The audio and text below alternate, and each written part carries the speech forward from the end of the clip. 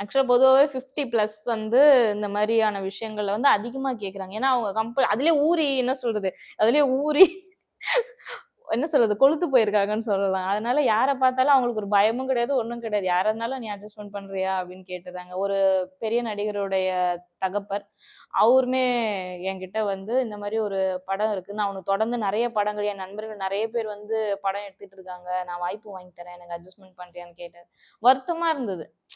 அ இவ்ளோ ஏஜ்ல இருக்காங்க, இவ்ளோ பெரிய பொறுப்புல இருக்காங்க. நம்ம இவங்களலாம் நம்ம வெளியில இருந்து பார்க்கும்போது எப்படி யோசிச்சிருப்போம்ல. இவங்கலாம் இவ்ளோ பெரிய ஆளுங்கன்னு நெனச்சு யோசிச்சிருப்போம்ல. அது எல்லாத்தையுமே ஒரு நிமிஷத்துல இப்படி உடைச்சுர்றாங்க.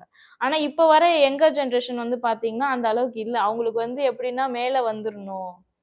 அந்த மாரி இருக்காங்க. எப்படின்னா நம்மளோட கதை வெளிய தெரிஞ்சிடணும். நம்ம எப்படின்னா டைரக்ஷன் பண்ணணுன்ட்டு. இப்ப சின்ன பசங்கள நம்பி நம்ம எங்க வேணா ஷூட்டிங் போலாம். தைரியமா போலாம். ஏன்னா, அவங்க கிட்ட அந்த மாரியான பிரச்சனைகள் கிடையாது. பெரியவங்க கிட்ட மோஸ்ட்லி அதிகமா இருக்கு. அவங்கள நம்பி வெளியவே போ முடியாது அப்படிங்கிற மாரி இருக்கு.